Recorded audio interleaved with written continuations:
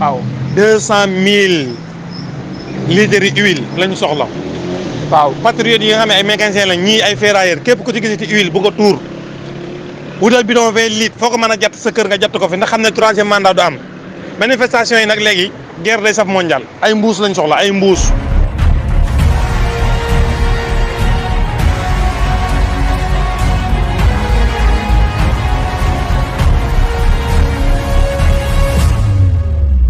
salaamaaleykum wa rahmatullahi taala barakaatu ñu ngi leen nuyu baax di leen ziar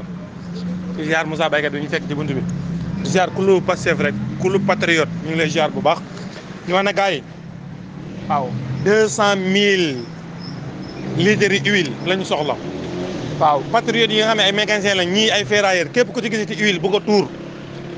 wutal bidon 20 litres foo ko mën a jatt sa kër nga jatt ko fi ndax xam ne troisième mandat du am. manifestation yi nag léegi guerre day saf mondial ay mbuus lañ soxla ay mbuus bu ne nañ sol litre huile takk denc. waaw manifestation yii di ñëw du question maam taali pona ak yooyu policiers yi ginnaaw Macky Sall yokk na leen ñun xam nañ ni ñuy def ak ñoom. waaw ponkal mu am doole rek ak mbuusu tey seen yi mbuusu tey seen yi ngeen di mbuus ba mu fees pare-brise bu ngeen ko tuur bu ngeen ne ko tàcc sayee. waaw manifestation yii di ñëw nag moom daa war a saf sap la war a def wax xatt ci policiers yi Dakar gépp dañ ko war a huile ba mu ñuul kuk oto yi policiers yi ñu huile ko ba mu ñuul kuk Antoine Diome papay Moussa Mbaye ñu huile ko ba mu ñuul kuk